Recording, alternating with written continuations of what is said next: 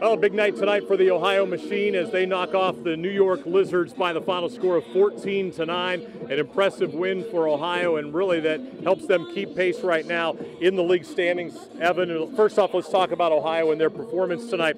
Good all-around offensive performance, good balance, great defense, and great goalkeeping tonight by our Coca-Cola Player of the Game, Brian Phipps. Well, I think that was the most important part of this game for Ohio, because they went out to that early lead, which they've done in a lot of games, and then they had that lull, which they've had in a lot of games.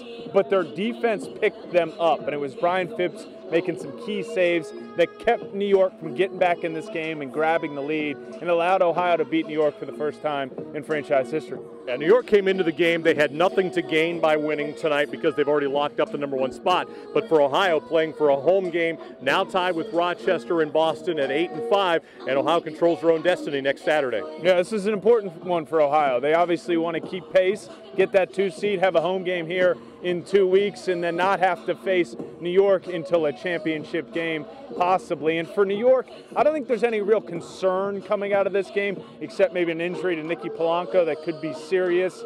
And then obviously, they just want to keep playing sharp. And you heard transition defense was the biggest issue that Joe Spallina thought came out of this game. But again, for New York, it's all about getting to the playoffs as healthy as possible and as sharp as possible. No real concerns for them coming out of this one. And one other area that was surprising tonight for Ohio was Greg Paskoljian against Greg Gurenlian in the face-off X. It was all Paskoljian tonight. Rare occasion where Gurenlian didn't have a dominating performance. It was odd to see that, but I do think that there's some gamesmanship to it as well. Maybe Gurenlian not wanting to show too much once he realizes that this game is out of hand. But for Paskoljian to be from 50 to 60% will give Ohio that chance they need in every game, and again, try and win a championship. All right, for the New York Lizards, they'll be on the road to wrap up their season next week at Denver. Ohio will be right back home for a Saturday night matchup with Boston. Again, if they win, they will host the second round of the playoffs. But for tonight, it was Ohio knocking off New York by the final score of 14-9.